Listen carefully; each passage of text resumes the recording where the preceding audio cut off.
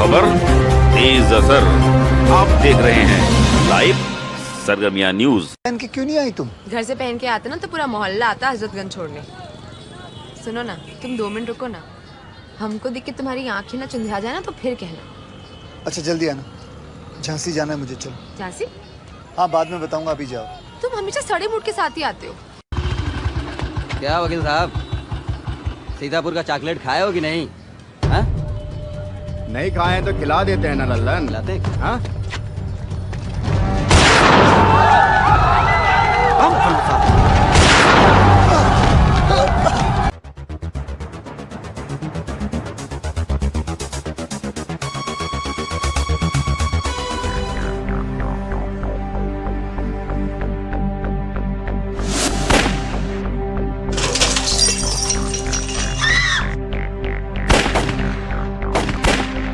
सरगर्मिया news में आपका इस्तकबाल है। मैं आमिर मुख्तार।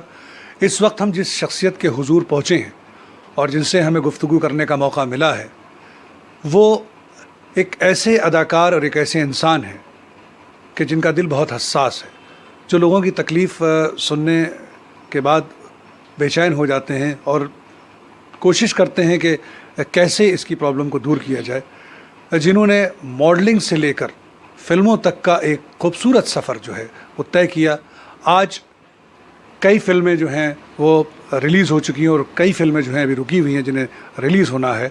एक ऐसा अदाकार, एक ऐसा इंसान जिसने अपनी मेहनत के बल पर अपनी एक पहचान, अपनी एक शनाख्त, अपना एक नाम बनाया है और लोगों के दिलों में अपनी अदाकारी से और अपने अखलाक से एक जगह बनाई है। जी हाँ, हम बात कर रहे हैं शाहिद हुसैन बॉबी की, जिन्होंने सबसे पहले मिस्टर यूपी ख़िताब को जीता और उसके बाद कई शोज़ किए।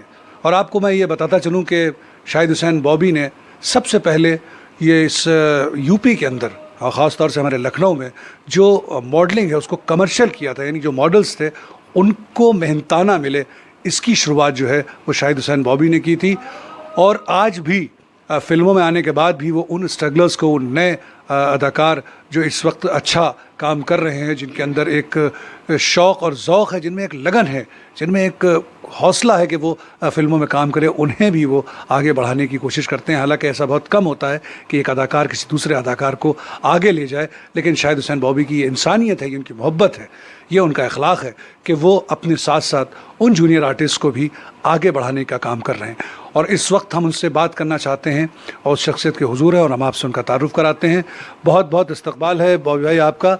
और जाहिर सी बात है कि हमारे और आपके ताल्लुक़ तकरीबन 25 से 26 साल हम लोग को हो गए एक साथ, और उस दौर में भी आपने लोगों की मदद की। उस लड़कपन के दौर में भी जो आपके दरवाज़े पर आता था, आप उसे खाली हाथ नहीं जाने देते थे।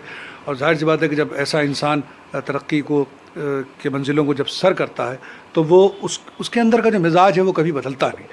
तो मॉडलिंग से लेकर फिल्मों तक का जो आपने जिद्दोजहद भरा सफ़र जो तय किया है, और जाहिर सी बात है कि लखनऊ के अंदर उतना ज़्यादा मीडिया से जुड़ा हुआ उस वक्त इतना काम नहीं था और ना ही लोग इतना ज़्यादा संसाधनों से जुड़े हुए थे, लेकिन उसके बाद भी आपने जो है अपनी मेहनत के बल पर, अपनी ईमानदारी और सच्चाई और अपनी अदाकारी के बल पर जो है वो एक जगह बनाई है। तो इस सफ़र को हमारे साथ थोड़ा सा शेयर करेंगे आप कि जो ये मॉडलिंग से लेकर जो फिल्मों तक का सफ़र है उसे कैसे तय किया आपने? आमिर भाई, पहले तो मैं आपका और आपके चैनल का बहुत बहुत शुक्रिया अदा करता हूँ कि कम से कम किसी ने हमारे बारे में सोचा, तो बात तो करना चाहिए।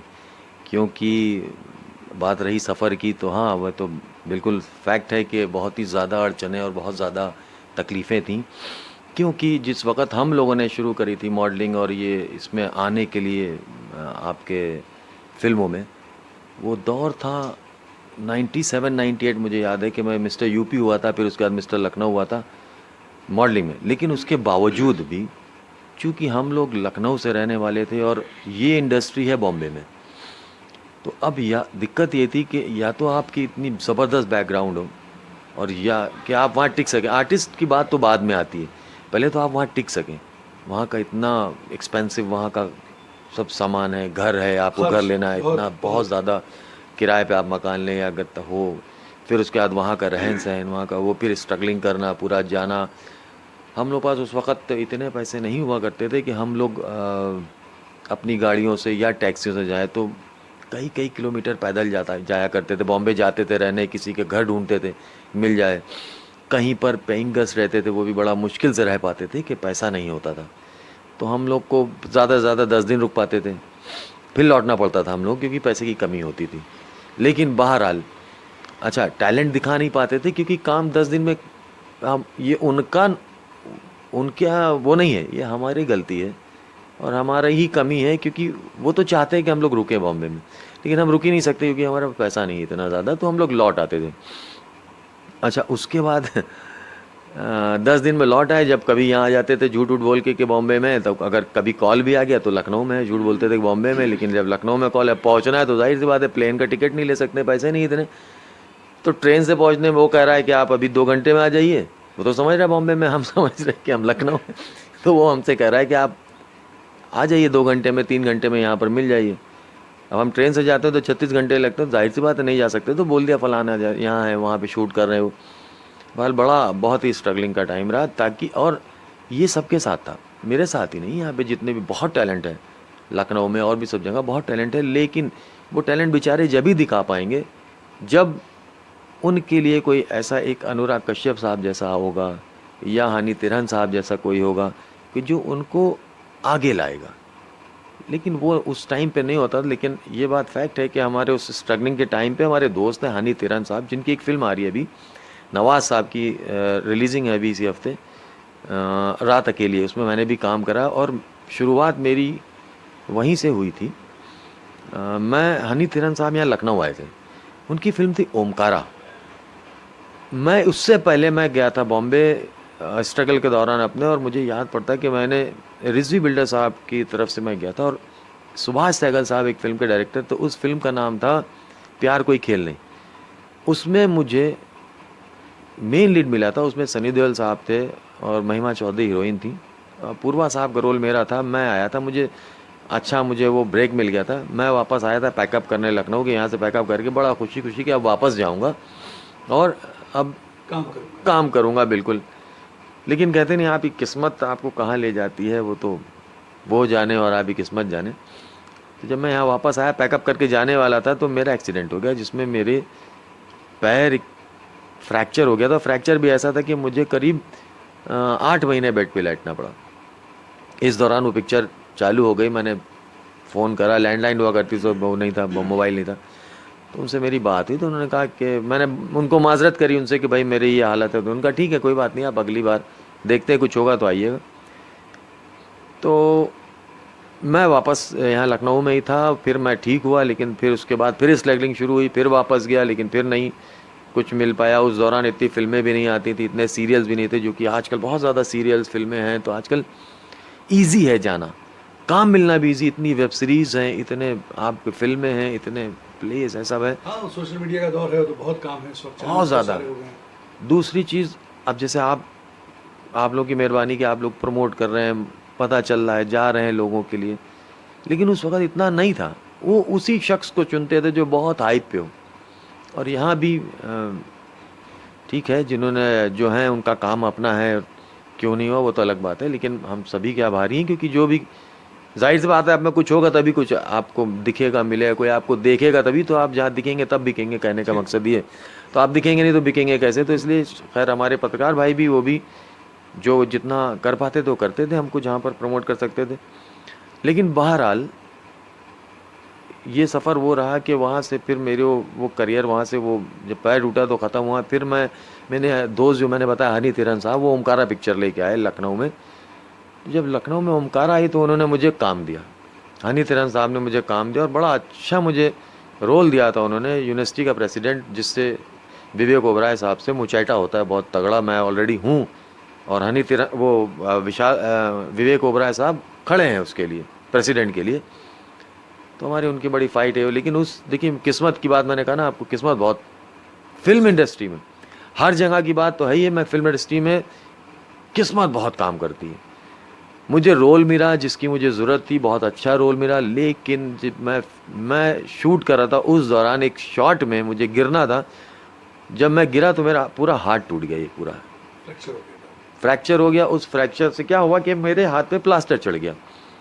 अब जब प्लास्टर चढ़ा तो कंटिन्यूटी ख़त्म हो गई, जब ख़त्म हुई तो जाहिर सी बात है वहाँ मेरा रोल भी ख़त्म हो गया। तो ये थी किस्मत की बात, वो ख़त्म हुई। फिर मुझे वो लोग फिल्म हुई, चले गए, हुआ। फिर देखिए मैं करीब 3-4 साल फिर मैं स्ट्रगल करता रहा, इधर उधर शोज़, प्लेज, ये वो मॉडलिंग वगैरह करता रहा। उसके बाद फिर वही किस्मत, फिर हनी तिरहन साहब वापस आए कई साल बाद। उनका यहाँ एक बॉबी भाई हुआ करते थे, हमारे दोस्त ही हो। कहाँ भाई बॉबी भाई हैं? आए बॉबी भाई के पास, मुझे बुलाया, मैं पहुँचा। तो उनका कि मैं उसके बाद उन्होंने 1.5 इश्किया पिक्चर वो लेके आए, विशाल भारद्वाज साहब की ही थी। देखिए इत्तेफाक, देखिए ओमकारा भी विशाल भारद्वाज साहब की थी और ये भी 1.5 इश्किया भी विशाल भारद्वाज साहब की थी। उसमें उन्होंने बुलाया तो उसमें उन्होंने कहा कि भाई आप हमारे साथ काम करेंगे। तो मैं उनका बहुत बड़ा शुक्रगुजार हूँ, हनी तिरहन साहब का, और तहे दिल से मेरी दुआ है उनके लिए कि वो एक बहुत बड़े डायरेक्टर बने। उनकी फिल्म रात अकेली है, रिलीज़ होने वाली है। बहरहाल उन्होंने मुझे उसमें काम दिया 1.5 इश्किया में, मैंने काम करा। उस 1.5 इश्किया के बाद फिर मैं लोगों की नज़रों में आया। उसके बाद फिर मुझे काफ़ी काम मिला और फिर मेरी फिल्में 1.5 इश्किया के बाद इश्क़ परिंदे आई, फिर मुज़फ़्फ़र अली साहब की जानिसार आई, फिर शोरगुल आई, फिर उसके बाद अभी बड़ी फिल्मों में आप जॉली LLB 2 देख लीजिए, अक्षय कुमार साहब को जो शूट करा है वो पिक्चर में। सुभाष कपूर साहब का मैं बहुत आभारी हूँ कि उन्होंने मुझे कहा कि आप मुझे मेरे हीरो को शूट करेंगे।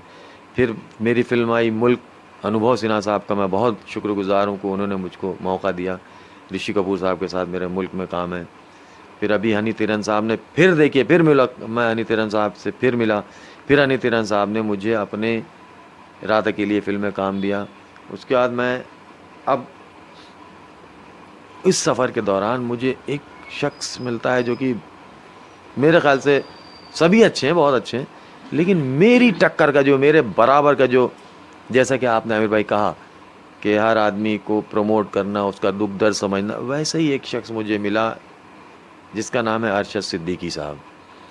अरशद सिद्दीकी साहब से मेरी मुलाकात एक फ़िल्म बन रही थी उसमें हुई।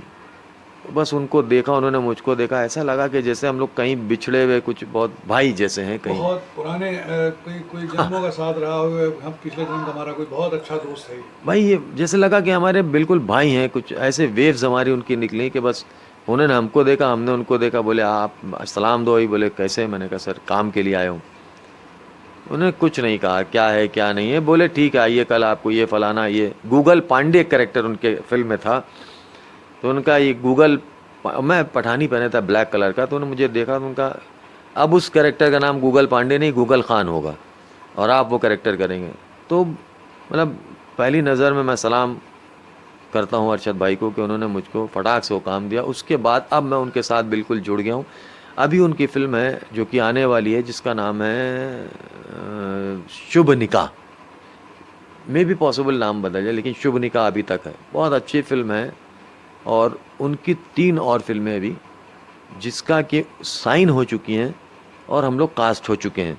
लॉकडाउन ना होता तो शायद हम लोग वो दूसरी पिक्चर, एक पिक्चर हो चुकी थी अर्जुन सिंह IPS उनकी आई थी अभी, उसका सेकंड पार्ट वो बनाने जा रहे थे। वो प्लस एक कश्मीर उनका एक टाइटल है, मैं बता रहा हूँ, माफ़ करिएगा अरशद भाई, नाम नहीं खोलना चाहिए बट हो सकता है क्योंकि नाम से वो नहीं, नाम बदल भी जाते हैं। अभी वो कश्मीर फिल्म करने जा रहे हैं। बहुत ही ज़बरदस्त फिल्म है और 3 फिल्मों में वो हम लोग को कास्ट कर चुके हैं। तो मिला कोई अपनी टक्कर का हमारे जैसा जो हमको हमारे गहराई की तरह पहचानता हो। तो मैं बहुत उनका शुक्रगुजार हूँ अरशद भाई का, और मेरी दुआ है कि परवरदिगार उनको, भगवान जो है उनको बहुत ऊंचाई पे ले जाए और बहुत बड़े डायरेक्टर हैं और उससे भी 10 गुना ऊपर बने हो और कामयाब हो। और रही बात देखिए प्रमोट करने की, तो मैं दुख दर्द समझता हूँ क्योंकि आमिर भाई मैंने बहुत स्ट्रगल करा था और मैंने बताया आपको कि पैसे की बहुत तंगी थी। तो मैं जानता हूँ कि जो छोटे छोटे कलाकार हैं जो बेचारे स्ट्रगल कर रहे हैं, उनके साथ भी ये प्रॉब्लम पेश आती है। बहुत प्रॉब्लम है और उनको कोई प्रमोट नहीं करता। हर आदमी ये सोचता है कि ऐसा ना हो कि यार मैं इनको भेजूं तो वो जो रोल है, क्योंकि देखिए हमारी आपकी दोस्ती भी हम उम्र वालों से ही होती, तो आर्टिस्ट की भी दोस्ती आर्टिस्ट से वैसे ही होती है। तो क्या होता है कि वो ये सोचता है कि ऐसा ना हो कि हम इसको प्रमोट करें और ये वो कैरेक्टर जो मुझे मिल रहा है वो उसको भी वो ले जाए, लेकिन ऐसा नहीं है मेरे। किस्मत में जितना लिखा हुआ मिलेगा, जो लिखा हुआ मिलेगा, जो कैरेक्टर हर कोई बच्चन साहब की तरह किसी की किस्मत कोई नहीं ले आ सकता, और हर कैरेक्टर में हर कोई फिट नहीं हो सकता। गब्बर में गब्बर ही फिट होगा, बात समझिएगा। और जो गब्बर कर गया वो अलग कर गया। तो इसी तरह अमिताभ बच्चन, अगर उनको वो कैरेक्टर चाहिए तो अमिताभ बच्चन साहब ही फिट होंगे। दिलीप कुमार साहब चाहिए तो दिलीप कुमार साहब ही फिट होंगे। अगर में छपे कई जगह तो वो मेरी ही कमी थी या मेरी किस्मत की कमी थी कि हम उन तक नहीं पहुंच पाए।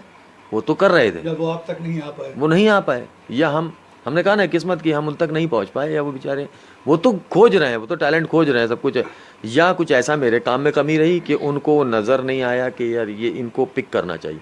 लेकिन मैं वादा करता हूँ अगर इंशाल्लाह आगे काम रहा तो जो नहीं आए वो आएंगे, और मैं उनको बुलाऊंगा, ढूंढ के मैं खुद बुलाऊंगा, क्योंकि किस्मत खुद बनाई जाती है और ये सोच लिया है कि किस्मत अब खुद बनाई जाएगी। आप सबके लिए मेरी ये राय है और दुआ है कि आप डटे रहें। कामयाबी एक दिन ज़रूर आपको मिलेगी और ज़रूर मिलेगी, कामयाबी छीनेंगे आप लोग इंशाल्लाह। बहुत बहुत शुक्रिया हमसे बात करने के लिए शाहिद भाई। और देखा आपने कि शाहिद हुसैन बॉबी की ख़ुद की ज़िंदगी जो है वो मॉडलिंग से लेकर फिल्म तक की बहुत जद्दोजहद की रही, लेकिन उनके हौसले बुलंद हैं और ना ही वो निगेटिव बात नहीं करते, क्योंकि नाउमीदी जो है वो कुफ्र कहलाती है। इसलिए वो उम्मीद के साथ है, उनका पैगाम भी यही है उन कलाकारों से जो स्ट्रगल कर रहे हैं कि आप स्ट्रगल करते रहिए, आप अपनी किस्मत से लड़िए, एक ना एक दिन तो किस्मत, जो आपकी मेहनत है वो ज़रूर आपकी किस्मत को बदलेगी। हम उनके उज्ज्वल भविष्य की कामना करते हैं और उनका शुक्रिया अदा करते हैं कि उन्होंने सरगर्मिया न्यूज़ के साथ बात की। आसिम ज़हीर के साथ मैं आमिर मुख्तार, सरगर्मिया न्यूज़, लखनऊ।